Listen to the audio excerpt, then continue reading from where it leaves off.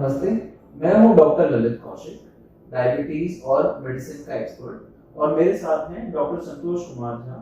ये हैं consultant pulmonary medicine और क्रिटिकल केयर। जैसा कि आप जानते हैं, डायबिटीज में बीमारियां ज्यादा आसानी से इंसान पकड़ता है।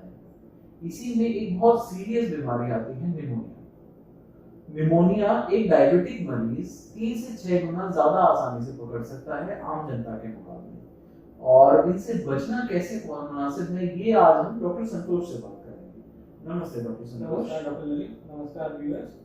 सो बेसिकली जैसा कि आपने बहुत सही कहा कि जैसे आम पॉपुलेशन में से 3 से 6 गुना ज़्यादा चांसेस होते हैं कि डायबिटीज पेशेंट को निमोनिया कैच करने के लिए।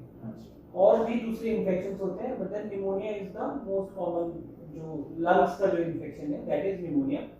सो प्रिवेंटिव एस्पेक्ट की अगर हम बात करें तो obviously first is glycaemic control. अगर शुगर्स को हम अच्छे से कंट्रोल करें, उसके लिए हमारे एक्सपर्ट डॉक्टर हैं डॉक्टर ललित। और लाइफस्टाइल मैनेजमेंट, जैसे कि regular exercise, aerobic exercises, walk, और हमारा हेल्दी डाइट प्लान अगर पेशेंट फॉलो करे, that is one thing. Specifically अगर हम बात करें निमोनिया को कैसे प्रिवेंट करना है, व्हेन दिस होल वर्ल्ड, पूरी दुनिया अगर जब एक वैक्सीन के पीछे है कि कोविड की वैक्सीन कब आएगी, अगर हमारे पास कुछ वैक्सीन अवेलेबल हैं जिससे कि हम निमोनिया के इंसिडेंस को बचा सकें, तो जिनकी एफिकेसी भी काफ़ी अच्छी है, जैसे कि हमारे पास इन्फ्लुएंजा के लिए फ्लू की वैक्सीन है जो हर साल सीडीसी की गाइडलाइंस के अकॉर्डिंगली नई लॉन्च होती है, नई वैक्सीन आती है according to the new strains. तो उसकी एफिकेसी की बात करें तो 50 to 80% है। अगर 50% cases of severe cases of pneumonia और इवन मॉर्टेलिटी उससे बचाई जा सकती है, यानी कि मृत्यु दर उससे अगर बचाई जा सकती है, तो हम क्यों ना ऐसा करें।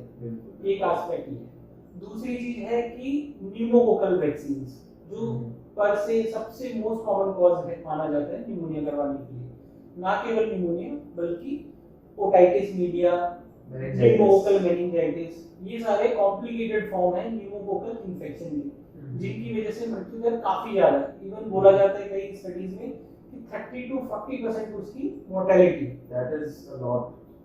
तो अगर हमारे पास इन डेडली बीमारियों के लिए वैक्सीन अवेलेबल हैं, लेकिन हमारे पास इवन नॉट इवन आम जनता में बल्कि मेडिकोज में भी इसका अवेयरनेस काफी कम है, क्योंकि हम हमारी डे टू डे प्रैक्टिस में देखते हैं। जैसे कि मैं कुछ दिन पहले की बात बताऊं, मेरा एक मेडिको पेशेंट है, मतलब doctor, he is a doctor by profession, तो मैं वो and he suffering from lungs से रिलेटेड प्रॉब्लम, तो मैंने उसको एडवाइस किया कि आप वैक्सीनेट करा दीजिए उसको फ्लू के लिए।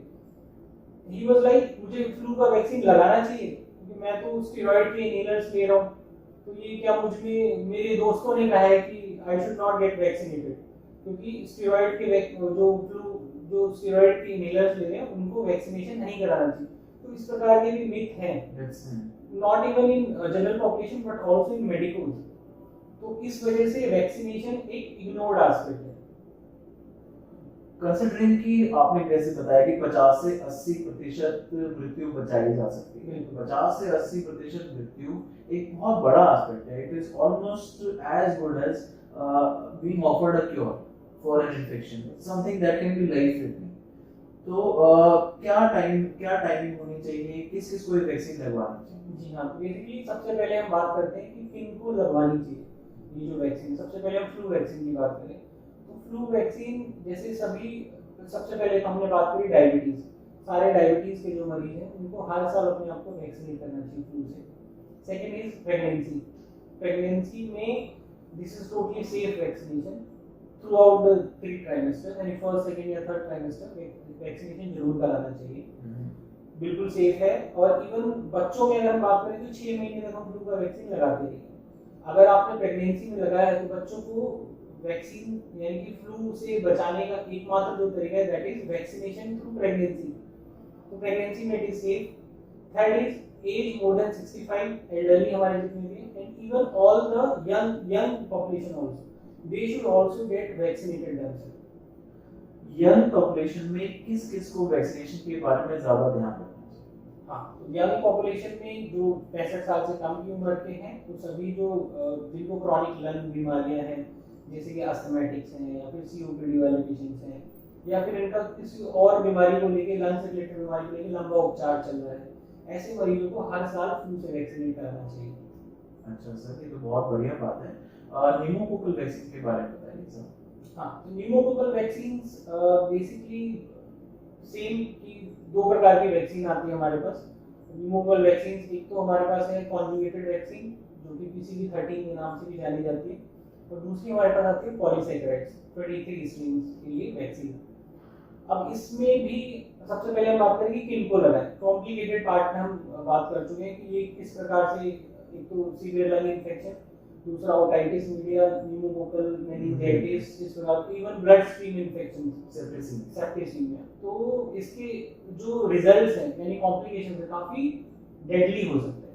तो हमारे लिए ये दो वैक्सीन अवेलेबल हैं, और इसमें बेसिकली जो दोनों वैक्सीन में डिफरेंस स्ट्रेन्स का है, कब लगाएं इस पर है कि एल्डरली मोर देन 65 इयर्स उनको PCV13 यानी कॉन्जुगेटेड वैक्सीन लगाया जाता है, और 65 से कम की उम्र में उन सभी मरीजों को जिनको भी chronic lung disease, chronic liver disease, diabetes के मरीज या फिर कार्डियक पेशेंट्स या फिर किसी भी तरीके से इम्यूनोसप्रेस्ड स्टेट है, तो उनको पॉलीसैकेराइड वैक्सीन लगाया जाता है। नाइस।